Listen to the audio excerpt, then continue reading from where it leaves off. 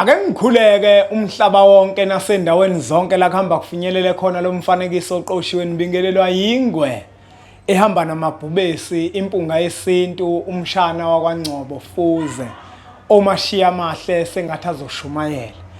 La sikhona ke bafowethu siKwaZulu Natal eThekwini enkabeni yali iTheku. Silapha ku Street eWest Walk sise 4th floor eoffice number 420. Emphelandaba ke bafowethu siyafundisa, siyachushisa, sifundisana isintu, sihlahlelane indlela yesintu eyayikade ihamba okhokho bethu. Yingakho futhi sibhalile incwadi ezifundisa abantu isintu. Sithini isintu yokuqala amava ahlabahlosile yesibili zombili zu 450 iyinye. Sithini isintu 450 amava ahlabahlosile 450 uyokhuluza ukhokho be 250 indlela yesintu 750. Zonke le ncwadi uyazithola ngokuthi ushayele kuzona inombolo zethu lezo zibona escreen sakho ziloke zivela noma uvakashele ku website yethu www.impungayesintu.co.za. Uma kuwukuthi uyafisa ukuzohlala phansi nempunga yesintu uyasondela la emphelandaba sizokuchushisa. Ushayela zona ke inombolo lezi mawufika emphelandaba asihloli bafowethu. Kodwa emphelandaba siyachushisana. Ufika wena nenkinga ekuphethe ethinta isintu bese impunga yesintu ikunikeza umhlahlandlela. Usukungezile ukuzohlola kodwa usukuzofuna isixazululo kuleyo nkinga obhekene nayo maqondana nesintu.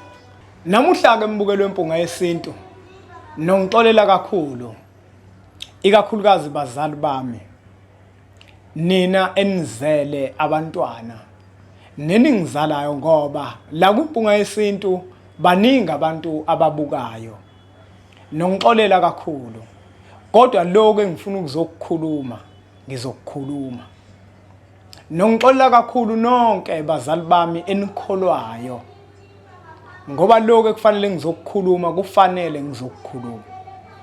Ngifisa namuhla ukuzokhuluma nawe mzali kanye nengane yakho oyizele owathi mawuyizala wayizala inesiphiwo. Uyazi mzali ukuthi lengane wathi mawuyizala wayizala inqwambile. Yayigaxile lengane yakho. Lengane wayizala yembethe.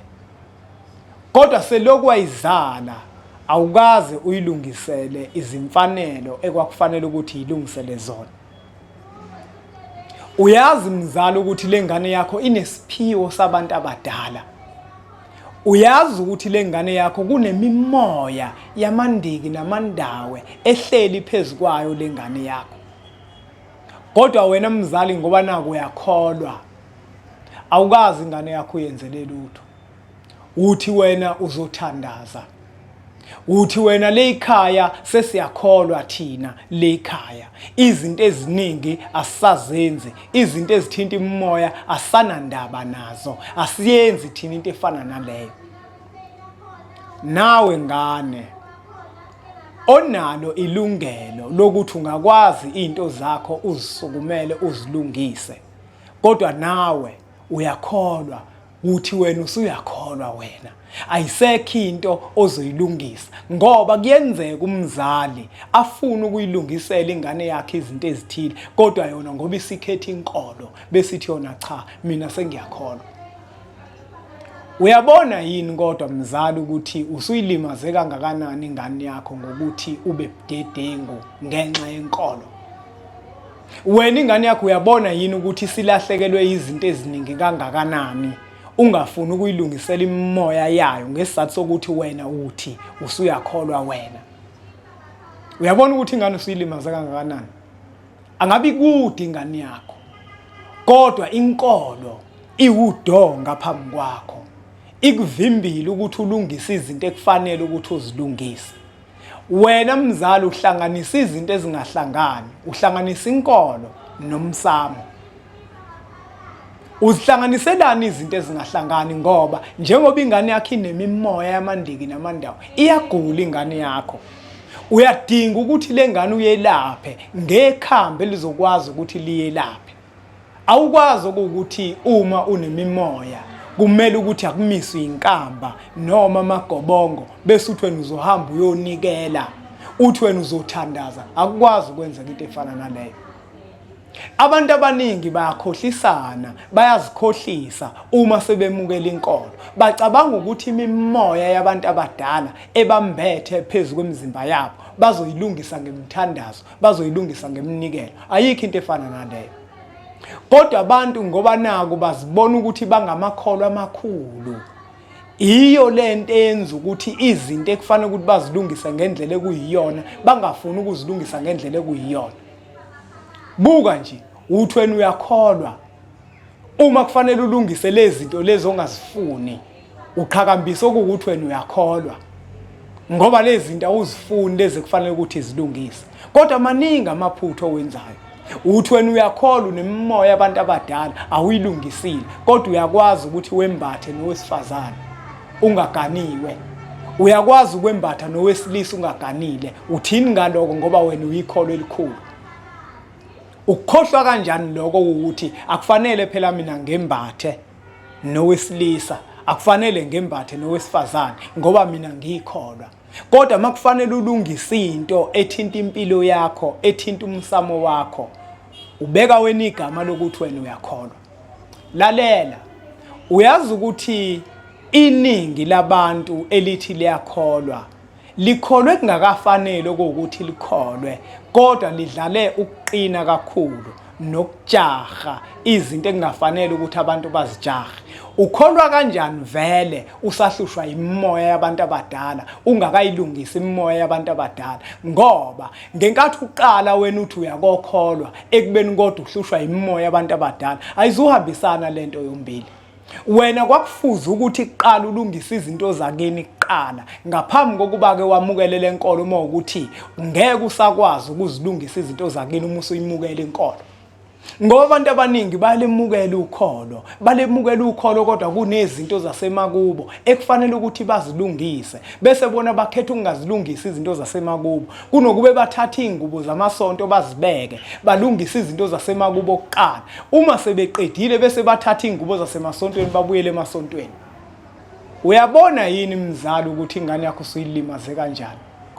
Uyabona mzali, ithongo liyakwazi ukuthi uma kunento ekhalelekayo phezulu komntwana wakho ongafuni wena ukuyilungisa, bese ingane yakho livule lithuba elihle, mhlambe phesheya kwezilwandle, livule lithuba elihle enyuvesi, bese ithole nendawo yokuhlala.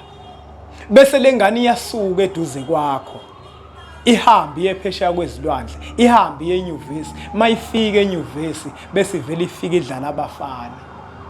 Angithi uyazi nawe mzali ukuthi ingane yakho ayingeve iziphethe kahle isaseduze kwakho. Iyabe isithola ithuba elihle enyuvesi. Ithe mayifika enyuvesi abafana bafike bayithathela nje umntombi bayo kalula. Yamitha kunamhlanje ingane yakho izele, izalele ekhaya. Izele ngenxa yakho ngoba kunezinto wena ekufuza ngabe uyazilungisa kodwa awuzilungisile. Yahamba ingane yakho yaphesheya, yafika yaqoma umlungu. Yafika yenza into engakazi yenziwe umuntu lapha phakathi kwekhaya. Ithongo lishaya wena ngoba ithongo likunikeze ingane yalo, lathi sikhulisele lo mntwana ngendlela thina esizofuna ngayo ukuthi usikhulisele ngayo lengane le. Abantu abaningi bathatha izinqumo engezona phezulu kwengane ngoba becabanga ukuthi ingane ezabo. Ingane izalwe yembethwe abantu abadala, kufuze ngabe ingane imisela ukhambo olithile, kufuze ngabe ingane imisela igobongo elithile. Wena mzali ngoba nako usuyakholwa, inkolo igcwele ikhanda. Inkolo ayikho enye into oyicabangayo ngaphandle kwenkolo. Uvela uthi wena sikwenzi thina lokho ngoba thina sesiyakholwa, bese ithonga ingane liqale lenze njani na, liyenzisa izinto eziphambene.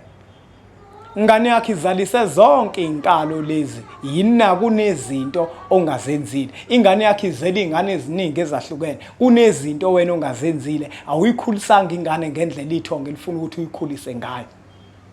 Uyazi ukuthi imimoya uma ungayilungisile wahamba wayogana noma wagana insizwa kithi, lona wesifazane angakhishwa imimoya yakhe kubo, ukuba nayo izogana kanye nayo kini. Izokwenzeka inkinga. Mzali, ingane yakhe ngaba ibuyanga emendweni. Ukube wena uzange uzube nomqondo wenkolo ukuthi inkolo iyona into ehamba phambili. Inkolo akuyona ekufanele ukuthi ngaso sonke isikhathi uthi mawuyibeka phambili bese icisha izinto eziyimvelo nekuyizona ezizokwenza ukuthi ingane yakhe ibe nekusasa elihle. Badivosa kangaka namhlanje abantu becace imicaco yesintu kwenzakalani? Babuya kangaka abantu emendweni bethi abantu bakholiwe. Bacace ngokwesintu kodwa emendweni bayabuya, babuyele emakubo. Yini ebenza ukuthi babuyele emakubo? Imimoya. Lene kwakufanele ukuthi uyilungise phezulu kwengane yakho, usuyilungisile bese ingane yakho mhla iyakogana. Ikhishwe kanye nayo imimoya nayo iyogana, kwenziwe imikhuba yakhona. Wena wavinjwa inkolo ngoba ayisekho kuwena enye into ehamba phambili ngaphandle kwenkolo. Uyabona kodwa ukuthi lenkolo yakho akukho futhi ekusiza ngako. Uyabona futhi ukuthi lenkinga obhekene nazo uyathandaza, uyanikela, ukwenza konke kodwa lenkinga zimile zithi mina ngila. Kufanele mina ungilungise ngale ndlela le engilungiswa ngayo, hayi ngale nkolo yakho. Ngoba siyathanda ukuhlanganisa izinto ezingahlangani. Enkolweni akukhona la kulungiswa khona inkinga zomsamo. Enkolweni la kukhonzwa khona umkhulu womkhulu. Ulungiselele indlela yakho yakusasa elibeni ukuthi mhlawulele ucambalele. Umkhulu womkhulu akwazi ukuthi abe nawe. Ekhaya ngenkathi uzolungisa zonke izinto zasekhaya wenze lokho ukuthi okhokho bakho mhla ufika kubona bakwazi ukwamukela. Bayokwamukela kanjani usulahle wena izinto ekufanele ukuthi izilungise ngenxa yenkolo? Inkinga yakho wena usheshe wakholwa, ukholwe wena kungafanele. Bekufanele uqala ulungise zonke lezi zinto lezi zakini. Ushanele wonke lamabiba kini ukuze uthi mawuqala umkhonzo umkhulu womkhulu, umkhonze konke okwakini sukushanelile. Manje ke inkinga ekhona ukuthi uma abantu bezongena enkolweni, bengena benemimoya. Nakhona enkolweni bayakhohlisa ukuthi imimozo kwazi ukuyilungisa la. Imimoya ayilungiswa esontweni. Imimoya ilungiswa ngendlela ekufanele ukuthi uyilungise ngayo. Ngeke ukuthi makufanele idle igobongo bese uthwene esontweni bazokubhabhadisa kube ukuthi leyo nto isiphelela ayikho yonke leyo nto. Usazoqhubeka uhlupheke njengoba uhlupheka nje. Uhlele emzini nje awuhlalisekile. Ilento yakho yemimoya ukuthi imimoya awuyilungisile ngesizathu sokuthi wena uthi uyakholwa. Abazali bakho bakubulala baqeda ngokuthi bona bayiganisa imimoya, akuyona into eyenziwa abantu abakholwayo leyo. Hayi ubafowethu, la kusemhlabeni la umkhulu womkhulu uyena owadala izinto lezi ezikhona. Uyena futhi owadala ukuthi zolungiswa ngale ndlela ekufanele zilungiswe ngayo. Yonke lento ukuthi abantu bazitshela ukuthi ba amakholwa amakhulu. Uyabona nawe lento ukuthi sikulimaze kanjani. Zama ukushintsha umshovo, ulungise izinto ekufanele ukuthi uzilungise. Ngoba wazi na ukuthi uhlaleleni kusizana la uhleli khona ngoba uyabona ukuthi awusizakala. Lo mqondo wokuthi mawe esontweni uyoxazulula inkinga abantu abawususe lo mqondo. Esontweni kuyakhonzwa umkhulu omkhulu. Esontweni akukhona indawo. Esontweni akukhona endaweni la kuxazululwa khona inkinga. Bakutshela kabi makuwukuthi bakutshela ukuthi enkolweni ila kuxazululwa khona inkinga. Enkolweni la kukhonzwa khona, ila kukholwa khona, ila kukhonzwa khona, kukhonzelwe abantu abadala sebalala phansi kothuli lomhlaba. Hayi ukuthi esontweni ila uyofuna khona izinto, ila uyoxazulula khona. Akwenzeki konke lokho. Wena nje uyadinga ukuthi uthukuma kancane enkolweni. Ulungise izinto zakini uziqede bese uyabuyela enkolweni. Ngoba njengoba usake enkolweni kunamacala kini obhekene nawo. Ayikho into ezolunga kuwena. Wena kufanele ngabe ukude ngokwempilo. Kodwa into ekucindezele, ucindezelwe inkolo ukuthi udonga phambi kwakho, ikuvimbile ukuthi ulungise lento ekufuza ngabe uyayilungisa. Uyabona nje kunabantu abagulayo.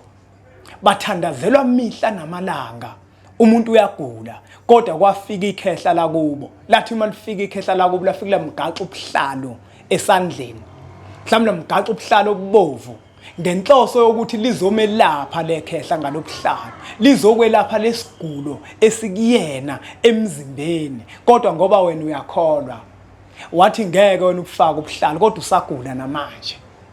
Hayi bafowethu, asingabi amakholwa amakhulu. Usayingane kakhulu futhi wena okuwukuthi usungaba yikholwa elikhulu. Kunezinto eziningi ekusafanele ukuthi uzilungise. Nawe mzali, lungisa izinto ekufanele ukuthi zilungise. Uma kuwukuthi inkolo yakho iyenqaba ukuthi uzilungise ungaphansi kwayo, yima kuyona uzobuyela usuqedile. Hayi, angawageqa amagula ngoba angemuke. Abantu abaningi futhi ikakhulukazi bona laba bazitshela ukuthi bayakholwa isiminya abasifuni. Nala sihambe khona abasifuni isiminya ngoba mawukhuluma njengoba ngikhuluma ufana nomuntu ofaka upelepele esilondeni ngoba abantu abaningi abakholwayo nabathatha inkolo bayithathe ngamawali inkolo. Uyabona uma umuntu uzothatha inkolo akufanele umqondo wakho bese uyavaleka ungakwazi ukucabanga. Kubalekile ukuthi umqondo wakho usabalale. Kungathi makukhona izinto ekufanele ukuthi uzilungise bese ungazilungisi uvinjwe inkolo. Ungakhohlisa umfundisi wakho lohlala ekhuluma phambi kwakhe ekukhohlisa. Uyazilungisa izinto uhamba ngobumnyama ahamba ayobheka izinto zakhe abuya azozilungisa. Ngeke wena zakutshele. Uma eshumayela ngeke akushumayeze ngokuthi akutshele ukuthi mina impande ngayidla, mina igobongo ngalidla. Akazukutshela konke lokho. Akazukutshela ukuthi yena uyabahlabela okhokho bakhe. Wena kodwa ubahlabela uma efika phambi kwakho uzozenza ikholo elikhulu akutshele ukuthi ukuhlabela abangasekho into engekho leyo. Manje musa wena ukudlala labantu. Cabanga na umqondo wakho awusabalale, intambo azithinte zonke kuparafini. Kungabi ukuthi uyazibona uhleli nosizi, uyayazi into ekufanele ukuthi uyilungise, kodwa ngesizathu sokuthi uke uzwa abantu bekushumayeza bethi hayi mesukholwa ukuthi nokuthi awukwenzi. Ungalingi uzuyenze leyo nto. Ngaloko othi uyenze leyo nto. Ngoba impilo yakho ngeke iziye phambili. Uyothi noma usufile ufela kuyona-ke lenkolo yakho kodwa mawufika ngale kwelamathongo uyofika ungene ejele ngoba enye into abantu abazikhohlisa ngayo yilento yokuthi bayoya ezulwini. Uyoya kwelamathongo wonke umuntu oyodlula emhlabeni uyoya emndenini wakubo. Leyo nto iqala usala emhlabeni. Mawufa awuyiswe esontweni kodwa uyisiwa kini emndenini wakho noma usuleleke manje ungasena kukhuluma ungasena kuziphendulela. Uma beke bakutshala umphefumulo wakho uyoya kokhokho bakho hayi esontweni. Hayi esontweni ngeke uzuye esontweni. Uma wena uzobalekela izinto zakini uzobalekela wena izinto zasekhaya dala inkinga enkulu ibhidani solid. Yikhululeke mzali ingane yakho. Nawe ngane zikhulule. Lungisa izinto zabantu abadala. Imimoya ayiyona indaba okudlala. Imimoya iyaziphendula inkomishi. Wobuza thina imimoya iyaziphendula inkomishi imimoya. Yabona mina ngafunda mina namanje futhi ngisaqhubeka nabo ukufunda. Kodwa imimoya abantu abadala mina yangifundisa isifundo mina. Nginengqondo yokuzitshela ukuthi nginale nkani yami ngoba ke vele inkani nginayo. Abazange kodwa bayiqede yona. Kodwa ayibangigqilaza abantu abadala. Ngibaleka nami ukwenza izinto. Yingakho njengoba ngifika la ngilikhuluma leqiniso ngingakhathalele kwethenje ukuthi wena uzothini namakhola ngingakhathalele kwethenje ukuthi azongigxeka. Engikwaziyo mina ngikhuluma isiminya ekuyisona esesibasizile abantu abaningi nesazobasiza abantu abaningi. Hayi angawageqa amagula. La sikhona semphelandaba inkabeni yeTheku silobileke incwadi ezifundisa isinto. Ushayela zona inombolo lezi senza uhlelo lokuthi sikuthumelele zona. Nasemphelandaba uyakwazi ukufika sizohlala phansi sikuchushise enkingeni obhekene nayo ethinta isinto. Mzali musu ukucindezela ingane yakho ngoba naku wena uthi uyakhona. Yilungisele imimoya yayo ukuziqonde. Nawe ngane musu ukuzicindezela ngendaba yenkolo. Ungalungisi izinto okhokho bakho abazifuna kuwena. ngenxa yokuthi wena uyakholwa. Ukholwani? Wazini ngokukholwa wena okokuqala nje? Yini ukukholwa? Usayingane kangaka kunezinto eziningi kangaka ezifunakalayo phezulu kwakho. Nalamaphutha angako nawo, kodwa makufanele ulungise okokhokho bakho, uyakholwa wena. Asiyekeni ukuqina.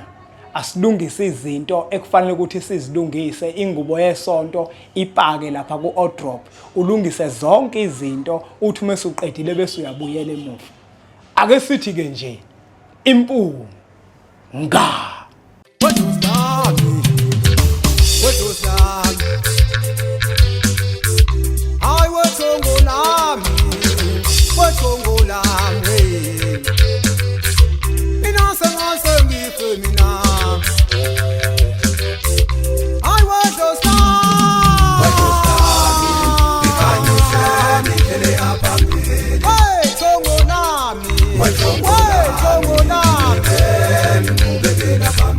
Inasa ngaze ngife